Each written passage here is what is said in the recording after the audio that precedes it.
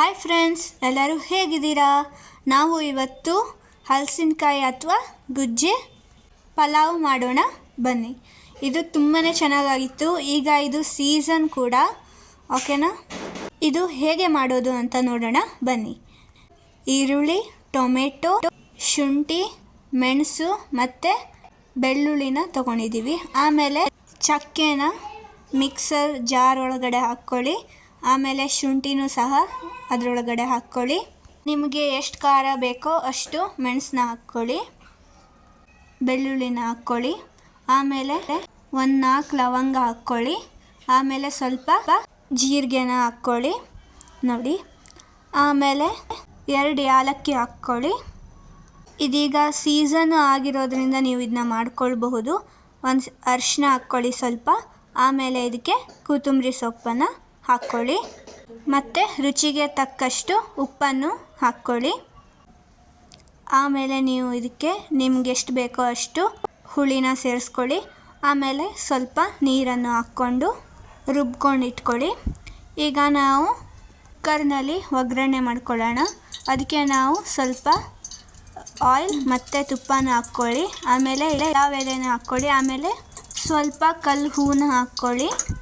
ಆಮೇಲೆ 1 ಚಕ್ಕರ್ ಮೊಗ್ಗೆ ಹಾಕ್ಕೊಳ್ಳಿ. ಆಮೇಲೆ ಇದಕ್ಕೆ ನಾವು ಕಟ್ ಮಾಡ್ಕೊಂಡು ಇಟ್ಕೊಂಡಿರೋ ಈರುಳ್ಳಿನ ಹಾಕ್ಕೊಳ್ಳೋಣ.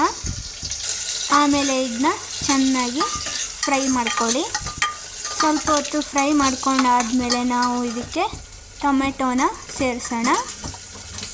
ಈಗ ಒಳ್ಳೆ ಘಮ ಘಮ ಅಂತ ಇದೆ, ಪರಿಮಳ ಬರ್ತಾ ಇದೆ ಪಲಾವ್ದು.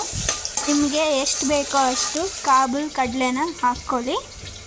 ಆಮೇಲೆ ಹಲಸಿನಕಾಯಿ ಅಥವಾ ಗುಜ್ಜೆ ಅಂತ ಹೇಳ್ತಾರೆ, ಅದನ್ನ ಹಾಕ್ಕೊಳ್ಳಿ. ನೀವು ಕಾಬೂಲ್ ಕಡಲೆನ ಹಾಕ್ಕೊಳ್ಳೋದ್ರಿಂದ ಸ್ವಲ್ಪ ಟೇಸ್ಟ್ ಚೆನ್ನಾಗಿ ಬರುತ್ತೆ. ಇದು ಸೀಸನ್ ಆಗಿರೋದ್ರಿಂದ ನೀವು ಇದು ಸ್ಪೆಷಲ್ ರೈಸ್ ಅಂತಲೇ ಹೇಳ್ಬೋದು ಈ ಸೀಸನ್ಗೆ. ನಾವು ಇದಕ್ಕೆ ಈಗ ಹಲಸಿನಕಾಯಿನ ಹಾಕ್ಕೊಳ್ಳೋಣ. ಹಲಸಿನಕಾಯಿ ಹಾಕ್ಕೊಂಡಾದ್ಮೇಲೆ ನಾವು ಇದನ್ನ ಮಿಕ್ಸ್ ಮಾಡ್ಕೊಳ್ಳೋಣ. ಈ ರೆಸಿಪಿ ನಿಮಗಿಷ್ಟ ಆಗಿದ್ದರೆ ಲೈಕ್, ಶೇರ್ ಮತ್ತು ಸಬ್ಸ್ಕ್ರೈಬ್ ಮಾಡೋದು ಮರಿಬೇಡಿ. ಇದನ್ನ ನೀವು ಚೆನ್ನಾಗಿ ಮಿಕ್ಸ್ ಮಾಡ್ಕೊಳ್ಳಿ ನೋಡಿ ಈ ಥರ. ಈಗ ನಾವು ಏನು ರುಬ್ಕೊಂಡಿದ್ದೋ ಮಸಾಲೆ ಅದನ್ನು ಹಾಕ್ಕೊಳ್ಳೋಣ, ಇದಕ್ಕೆ ಸೇರಿಸ್ಕೊಳ್ಳಿ. ಈಗ ಮಿಕ್ಸಿ ಜಾರ್ಗೆ ಸ್ವಲ್ಪ ನೀರು ಹಾಕ್ಕೊಳ್ಳಿ. ಆಮೇಲೆ ಮತ್ತೊಂದು ಸತಿ ಚೆನ್ನಾಗಿ ಮಿಕ್ಸ್ ಮಾಡ್ಕೊಳ್ಳಿ. ಎಷ್ಟು ಚೆನ್ನಾಗಿ ಕಾಣಿಸ್ತಾ ಇದೆ ಅಲ್ವಾ? ತುಂಬ ಟೇಸ್ಟಿನೂ ಆಗಿತ್ತು. ಈಗ ನಾವು ಅಕ್ಕಿನ ಹಾಕ್ಕೊಳ್ಳೋಣ.